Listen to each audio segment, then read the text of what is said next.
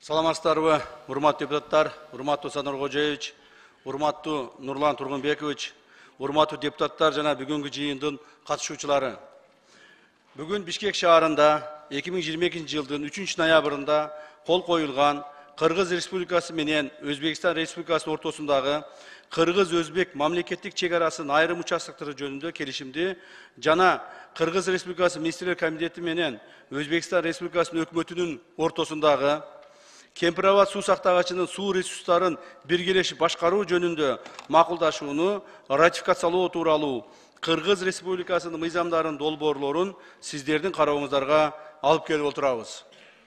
Бул мыйзамдардын долбоорлору Кыргыз Республикасынын Жогорку Кеңешинин тийиштүү комитеттеринде каралган жана жактырылган. Урматтуу Садыр Нуркожоевич, урматтуу Нурлан Тургунбекович, урматтуу депутаттар. Урматтуу депутаттар, уруксат берсеңиздер, кыскача маалымат берип кетсем, Кыргыз-Өзбек мамлекеттик чек арасынын жалпы узундугу 1472,82 километр аралыкты түзөт. Анын 1170,53 километр тилкеси 2017 жылдын 5 сентябрында Кыргыз Республикасы менен Өзбекстан Республикасынын ортосунда түзүлгөн келишимге ылайык бекитилген. Калган 302,29 километр чек ара тилкеси эки тараптын өкмөттүк делегацияларынын деңгээлинде макулдашылып жазылып бүттү. Сүйлөшүүлөрдүн жыйынтыгы менен Кыргыз Республикасынын пайдасына төмөнкү участкаларды калтырып жазууга жетиштик. Биринчи, Гавасай 12.849 гектар Өзбек ССР Кемпирабад сол жээк каналын курбагандыгы үчүн. Көксерек 105 гектар. Ал жерде кыргыз жарандары жашаган айылы менен кошо. Баястан 212 гектар. Уңгартоо 35 гектар. Уюлдук компаниялардын жана мамлекеттик телеканалдардын антенналары жайгашкан. Акташ 100 гектар. Кара суу шаарын кеңейтүү максатында жана саркынды сууларды тазалоочу жай куруу үчүн. Демаркация учурунда мурда 2017 жылдын 5 сентябрында жазылып, бекитилип кеткен Кара Белес участогундагы 25 гектар жер аянтын Алапакор районунун Көксерек айылын калтырып жазуу, кайрадан калтырып жазууга жетиштик.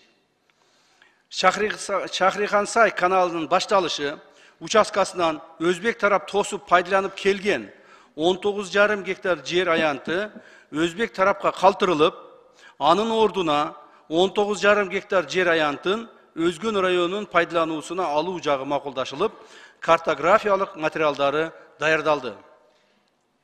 Баса белгилеп кетсек, урматтуу депутаттар, ушуга көңүл буруп койсоңуздар, себеби дегенде көптөгөн адамдар туура эмес маалыматтар таратып атышты. Муну мына ачык айтканга азыр туура келет жана ачык айтабыз. Ушул маалыматтар чындык экендигин билсеңиздер. Баса белгилеп кетсек, Орто Токой суу сактагычы жайгашкан жер аянты жана компенсация катары алынган жер аянттары да толугу менен Кыргыз Республикасынын карагына калтырылып жазылды. Жана Орто Токой өтүп кетиптир, тияк бияк дегендердин баары калп жалган болгон, мунун баары өзүбүздө калды, биздин жерибиз, биздин платинабыз боюнча. Эми Кемпирабад суу сактагычы жөнүндө маалымат бере кетсем, урматтуу депутаттар, Кыргыз ССРнин Министрлер Совети жана Өзбек ССРнин Министрлер Совети 1965 жылдын 11 декабрында номер 559/656 биргелешкен токтому менен Кемпирабад суу сактагычынын курулушуна байланыштуу айрым маселелер боюнча 1965 жылдын 23 сентябрындагы жана 12 ноябрындагы протоколдору бекиткен. Аталган биргелешкен токтом менен бекитилген 1965 жылдын 12 ноябрындагы протоколдун 1 пунктуна ылайык Кемпирабад суу сактагычынын суусу каптап калган жерлердин ордуна компенсация катары берилип жаткан жерлерди Кыргыз ССРнин курамына, ал эми Кемпирабад суу сактагычынын чашасынын астындагы жерлерди Өзбек ССРнин курамына киргизүү менен Кыргыз ССР менен Өзбек ССРнин ортосундагы республикалык аралык чек араны өзгөртүүгө макулдук berilgen.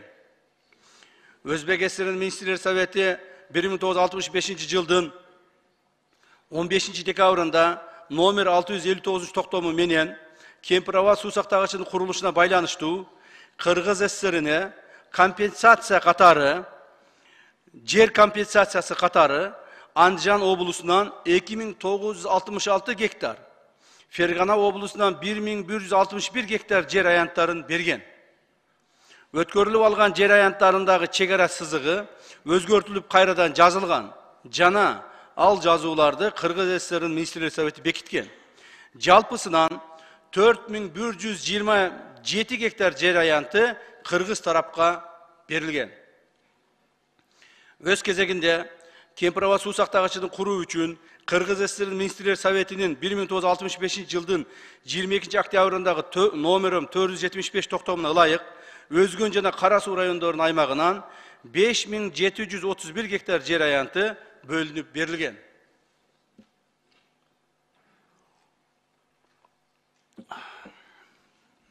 Бул 5731 гектар жер аянты бүгүн суу сактагычтын 908 горизонталына туура келет. Суу сактагычтын көлөмүн 900 горизонталга түшүрүү менен чегараны жазганда анын аянты 4485 гектарды түзөт. Натыйжада мурда суу басып калган 5731 гектардан 1246 гектар жер бошойт. Аны Кыргыз тарап айыл чарба багытында пайдаланса болот, жана бул жерлер 1246 гектар жер Кыргыз Республикасынын жер балансында калды. 4121 гектар жер аянты 1965 жылы компенсация катары алынган.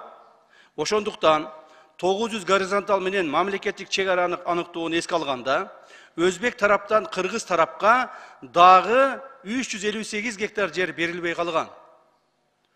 Кыргыз ССРнын Министрлер Советинин 1973 жылдын 17 сентябрындагы номер 325-Б буйругу менен бекитилген Кыргыз ССРнин менен Өзбек ССРнин ортосуна жер жана суу маселелерин жөнгө салуу боюнча республикалык аралык кеңешменин протоколу бекитилген.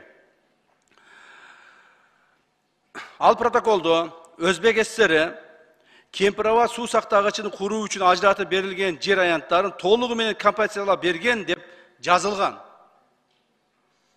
Бирок Кыргыз тарап акыркы сүйлөшүүлөрдүн жыйынтыгы менен ошол берилбей калган 358 гектардын ордуна 1000 гектар жерди Өзгөн жана Сузак райондоруна бөлүп берүү жөнүндө макулдашып протокол менен бекитилип, картасы сызылып даярдалды.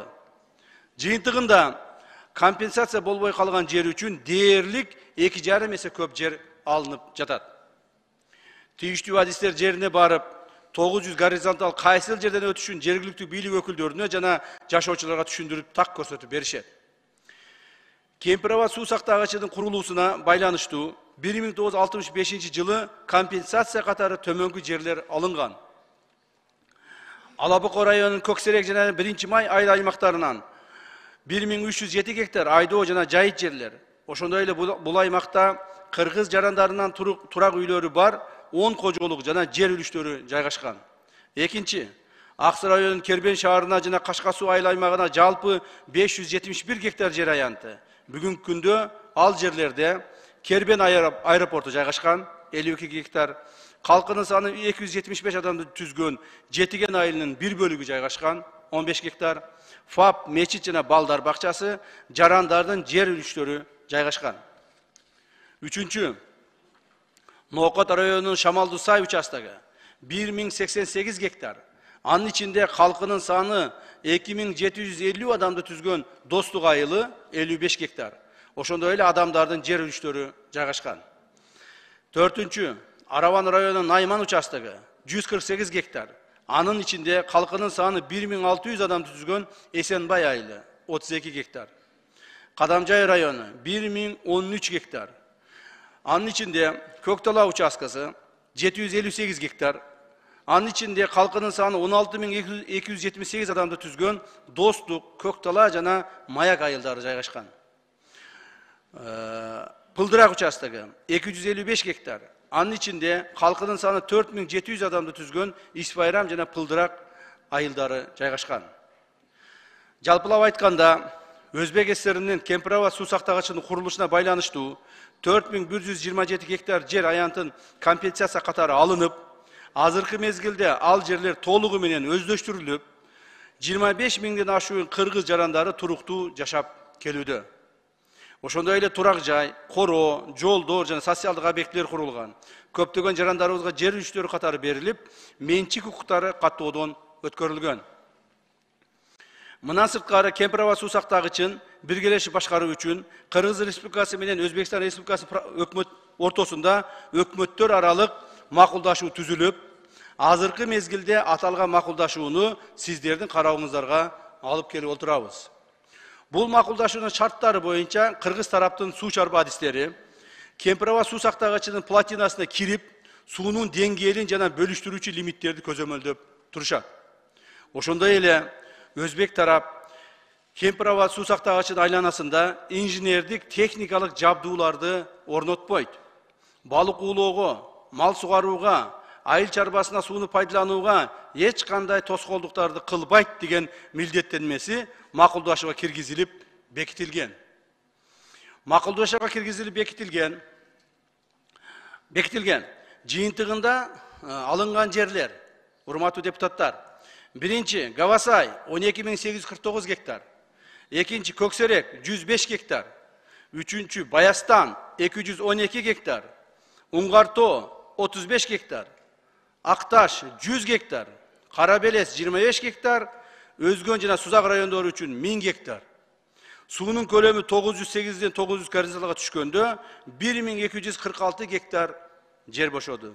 Жалпы 15500 гектар жер кыргыз тарапка өттү.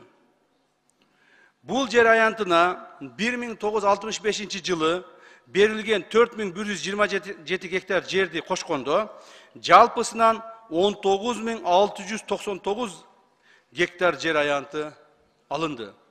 Анын ордуна суунун астындагы 4485 гектар жер берилди. Biz жалпысынан 19700 гектар жер алдык. Суунун астындагы 4485 гектар жерди бердик.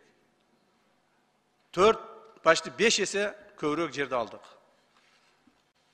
Урматтуу депутаттар, Кыргыз Республикасы менен Коңшу Өзбекстан Республикасынын жана эки элдин ортосундагы достук мамилелерди чыңдоо максатында өлкөнүн улуттук коопсуздугун камсыздоого жана аймактын бүтүндүгүн бекемдөөгө багытталгандыгын эске алып, сиздердин карооңуздарга белгиленген тартипте киргизилген мыйзам долбоорлорун колдоп берүүңүздөрдү суранабыз.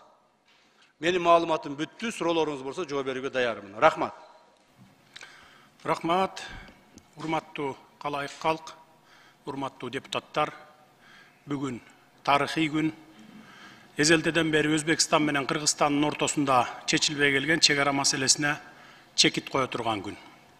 Ошондуктан бүгүнкү ратификация маселесине мен дагы катышып, ушул тарыхый жооптуу учурда башымды катып олтуруп албастан өз пикиримди билдирип кетейин деп келдим. 2 мүнөт убакыт сурадым, убакыт бергениңиздерге рахмат. Мен дагы Камчыбек Кыдыршаевди кичине толуктап кетейин. Себеби менин толуктоом алдыда сиздер бере турган суроолорго жооп катары болуп, суроолор азаят го деген үмүттөмүн. Чек ара маселеси кандай чечилип жатканын баяндамачы Камчыбек Кыдыршаев толугу менен түшүндүрүп айтып берди. Түшүнбөгөн кишиге деле түшүнүктүү болду го деп ойлойм. Канча жер, кайсы талаш жерлер бизге өткөндүгүн көрдүңүздөр. Алар жөнүндө кеп кылбай эле коеюн. Менин айтайын дегеним, Кемпироваттын алдында жаткан жерибиз кетип жатат деп ызы чуу салып жаткан жарандарыбызга айтарым. Азыр Камчыбек Кыдыршаевдин баяндоосунан кийин суу астында жаткан 4127 гектар жер 1965 жылы эле Өзбекстан менен алмашып кеткенине күбө болдуңуздар. Ошого карабастан ызы чуу чыгарып, кокус Кемпироват кургап кетсе, суу астында жаткан жер өзгөндө калсын деп кыйкырып жатасыздар. Биринчиден, суу кургабайт, дагы кылымдар бою суу агат. Адам атадан бери адам баласынын жашоосу уланып келе жатат. кыямат кайымга чейин улана берет. Суу кургап кетсе, суусуз жашоо жок. Адам баласынын жашоосу да токтойт. Экинчиден, макул. Суу түгөнүп, суу сактагыч кургап кетти дейли. Ордуна тең-метең башка жерден берип, ошол замат алмашып алсак болот. Айланайын деп алмашат. Анткени аларга суудан бошогон таш, кум баскан сайдын кереги жок. Ал жерге же пахта эге албайсың, же шалы да эге албайсың. Үчүнчүдөн, кыйкыргычтар айтат, бүгүнкү келишимге киргизип, Өзбекстанга башка участоктон жер берип, суунун алдында жаткан жерди алып бергиле дешет. Өзбек туугандардын башы жакшы иштейт. Ошол үчүн бизден 30-40 жыл алдыга кетишти. Биз болсо дагы деле кыйкырыктан башыбыз чыкпай жүрөбүз. Самолет, тик учакты айтпай эле коеюн, биз 30 жыл ичинде ширеңке чыгарган фабрика салбаппыз. Бүгүн ушундай алмашуу кылалы, силерге чек аралаш жерден 4000 гектар айдоо жерди берели, суу кургап кетсе, суунун алдында жаткан жер өзгөнгө калсын десек, айланайын деп макул болушат. Анткени суу 100 жыл, 200 жыл керек болсо дагы бир нече кылымдар бою жатарын билишет алар. Ага чейин бул жерди колдоно берели деп дароо макул болушат. Ошол үчүн шашпай тургула, урматтуу өзгөндүк туугандар. Ошол суу астында жаткан жер керек болсо 1 жылдан кийинби жерди 10 жылдан кийинби же 100 жылдан кийинби алмашып алабыз. Ага чейин өзүбүз иштетип туралы. Азыр бүгүнкү келишим менен бекитип, чек араларыбызга чекитти коюп алалы. Бир эле өзгөн менен маселе чечилип жаткан жок. Бүтүндөй Кыргызстан боюнча 1,5 миң километрге жакын чек ара маселеси чечилип, чекит коюлуп атат. Ал эми, урматтуу депутаттар, сиздерге кайрыларым, ушундай мамлекеттин тагдырын чечүүчү маселеге келгенде жоопкерчиликтүү мамиле кылсаңыздар. Албетте, баарыңарды айткандан алысмын, бирок бирин-экин депутаттар добуш бербейм, өкмөт менин суранычымды аткарбай жатат, суранган кадрларымды кызматка албай жатат деген сөздөрдү айтып жаткандар бар. Эгер мен же министрлер кабинети жеке маселебиз менен келсек, мейли колдобой эле койгула. Бул маселе мамлекеттин түбөлүк бүтүндүгү, коопсуздук үчүн кабыл алынып жаткан мамлекеттик маселе. Бул маселеге жеке таарыныч менен мамиле кылган туура эмес, урматтуу депутаттар. Бул маселеге башыңды оорутпай, кийинкиге жылдырып салбайсыңбы деген дагы келегаңыздар болду. Жок, андай болбойт. Бүгүн чечпесек, кийин мындай ийгиликтүү келишимге жетиш биз үчүн өтө оорго турат. Мындай ийгиликтүү жеңишке жете да албай калышыбыз мүмкүн. Күндөн күнгө, жылдан жылга кошуна элдердин саны өсүп жатат. Муну баарыңыздар көрүп турасыздар. Жерлер тарып баратат. Кийин чечебиз деп калтырып койсок, ошол мезгилде 19 000 гектар жер эмес, 1 сотук жер үчүн кан төгүлөт. Буга чейин деле канча аскерлерибиз, жөнөкөй жарандарыбыз чек ара чырынан өлүп кетишти. Мына 30 жыл ичинде өзүңүздөр билесиздер. Популисттик кылып, же элдер кыйкырып жатпайбы деп элге шылтап, добуш бербей, кворум кылбай, отурумдан чыгып кетип жатканда депутаттар жок эмес. Мамлекеттин тагдыры чечилип жаткан маселеде андай кылбаңыздар. Бийликке оппозиция боло бериңиздер, бирок мамлекетке оппозиция болбоңуздар, сураныч. Жөнөкөй калкыбыз мындай маселелерде кагаздарды көрбөгөндөн жакшы билишпейт, түшүнүшпөйт, ошон үчүн кыйкырышат. Сиздер көрүп атасыздар. Мына далилдүү документтер колуңуздарда турат, архивдик документтер. Кимдер каршы кыйкырбасын, маселени терең изилдеп чыгып, мамлекетке пайдалуу келишим болуп жаткандан кийин жоопкерчиликтүү мамиле жасасаңыздар жакшы болот эле. Сиздерди эл мамлекеттин тагдырын чечет деп ишенип шайлаган. Анан ушул тагдыр чече турган маселеде мен ооруп жатам, же командировкага кетип калайын деп кетип калганыңар туура эмес. Бул эл ишенимине жоопкерсиздик мамиле, урматтуу депутаттар. Эч коркпоңуздар. Биз туура жол менен кетип бара жатабыз. Жер берип жаткан жокпуз. Тескерисинче мурдагылар берип жиберген жерлерибизди кайтарып алып жатабыз. Фактылар менен, тарыхый, архивдик документтер менен Камчыбек Кыдыршаевич далилдеп берди. Дагы кандай далилдер керек бизге? Биз бүгүн эң туура кадам жасап, туура чечим кабыл алып жатабыз. Буга тарых баасын берет. Мына могу кагаздардай болуп, бардык документтер архивде калат. Ошондуктан бүгүнкү убактылуу жеке кызыкчылыктарды четке кагып, каршы чыгып жаткан саясатчыларга кошулуп алып, ушуну колдоп коеюн, досум болот эле деп чолок акылдык кылбастан түбөлүктүү Кыргызстанды ойлойлу. Ошол үчүн бул маселеге жоопкерчиликтүү мамиле менен добуш беришиңиздерди суранам, урматтуу депутаттар. Рахмат.